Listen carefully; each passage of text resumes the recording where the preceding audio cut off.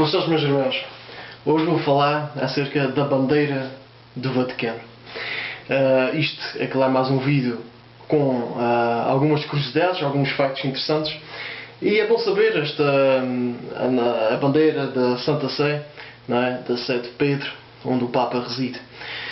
Primeiramente, o que é que vamos falar? Bem, uma característica importante e distinta da bandeira do Vaticano é que ela é quadrada. Aqui no computador parece ser retangular, mas isto é porque a imagem está aumentada. Mas a bandeira é quadrangular, tal qual como a bandeira da Suíça.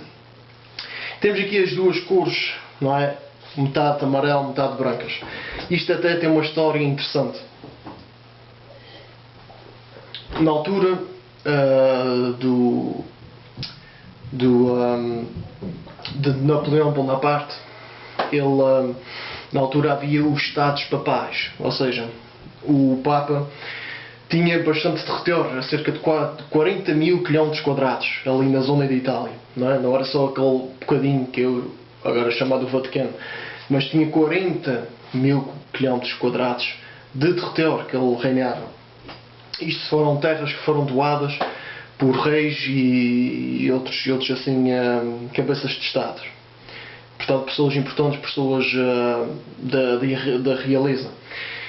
E, na altura, o Napoleão Bonaparte decidiu invadir esses Estados Papais.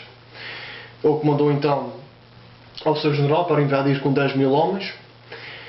E, depois de um mês dessa invasão, o general encarregado desta invasão disse ao exército do Papa, não é? Na altura, e ainda há o exército do Papa, ou seja, o Papa, como é um chefe de Estado, ele é um chefe de Estado porque o Vaticano é considerado um Estado, ou um Estado independente, tipo um país, não é? E portanto ele é a cabeça do Estado, não é? O Vaticano é uma monarquia, ou seja, todo o poder está no Papa. Toda a jurisdição, tudo está a cargo do Papa. Portanto, na altura ele disse ao Papa que todo o seu exército devia ser incorporado no exército francês, não é? No exército de Napoleão. Só que o Papa resistiu a essa ideia, recusou deixar o seu exército assim ser incorporado. Então disse aos seus soldados, vamos assim dizer, aqueles que quiserem serem fiéis a mim, não é? Que ponha sobre si as cores e também as bandeiras, porque na altura os Estados Papais, a bandeira era vermelha e amarela.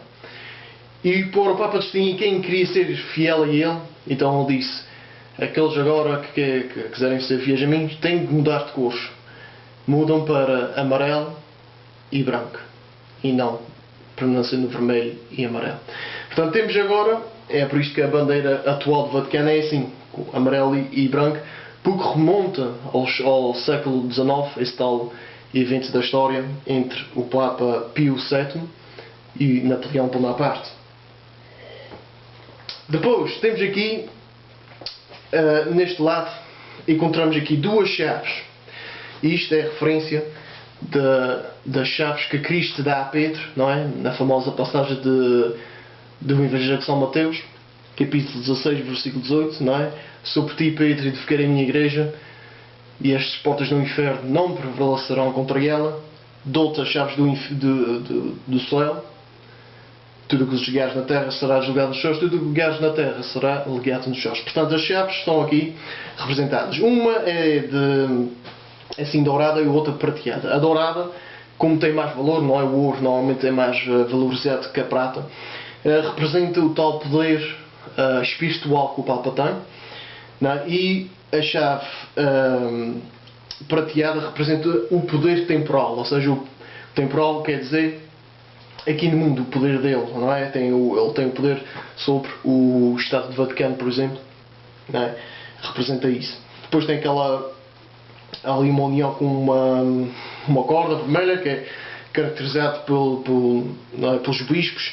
Todos os emblemas dos bispos têm essa corda vermelha, portanto, como o Papa é um bispo, não é? Ele é o bispo de Roma, portanto tem ali a sua corda, vamos assim dizer, vermelha, e estão ali agarradas às chaves como forma de união entre esses dois poderes que foram dados por Jesus Cristo. Depois temos aqui em cima, reparem que as chaves é engraçado porque nas pontas, não é? Onde supostamente a chave entra depois na fechadura, tem formas de cruz. Depois aqui em cima temos uma espécie de coroa. Isto é chamada a tiara papal. A tiara então o quê? É tipo uma espécie de uma coroa, mas não é bem coroa, mas é, pronto, é uma peça assim de pôr na cabeça, de forma em forma de cone, e nela tem três coroas e em cima uma cruz. Ora, isso tem tantos significados. As três coroas querem dizer uma dezena de coisas. Uns dizem que representa toda a igreja militante, a igreja triunfante, a igreja sofredora. Tem a ver também com quer dizer, significa também que o Papa é vigário de Cristo, regente do mundo e pastor supremo, e etc. Tem tantas que já ninguém sabe bem qual é, vamos assim dizer, certo, ou se calhar mesmo não tem nenhuma que seja oficial, se calhar são todas oficiais, essas tais dezena de significados. Portanto, tem vários significados. Pode ser referente à Igreja, referente à Santíssima Trindade também, mas também referente ao poder que o Papa tem. Portanto, vamos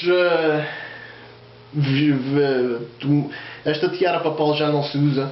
O último Papa a utilizar uma tiara destas foi o Beato Papa Paulo VI em 1963, né? Há mais de 50 anos atrás. Deixou-se de usar, mas todo aquele que quiser retornar a esta tradição de quando o Papa é coroado, quando é oficialmente instalado em Roma, ele pode utilizar esta tiara, não é? Esta tradição já remonta o século VIII.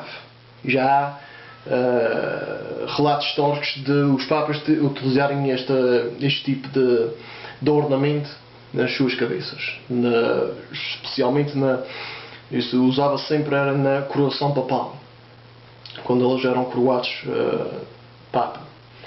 Pronto, é uma bandeira simples, mas tem muito significado, como podem ver, e que uma imagem, como disse, como a gente costuma dizer, vale por 1000 palavras. E é claro, está ali só ali aquela insígnia da tiara e as chaves, já dá ali muita coisa para se falar, não é? Já viram aqueles que me acompanham, já ouviram falar deste versículo que disse, de Mateus 16, versículos 18 e 19, acerca da igreja que Jesus fundou, acerca deste primato de Pedro, enfim, do ofício do Papa, não é? O que chama do ofício petrino, ou papado.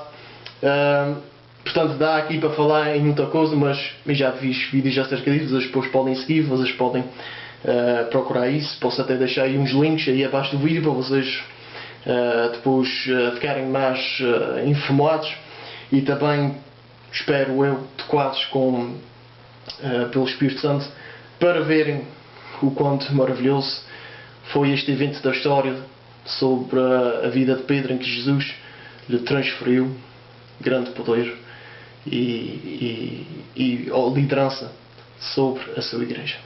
Ok, meus irmãos, até para a semana, se Deus quiser.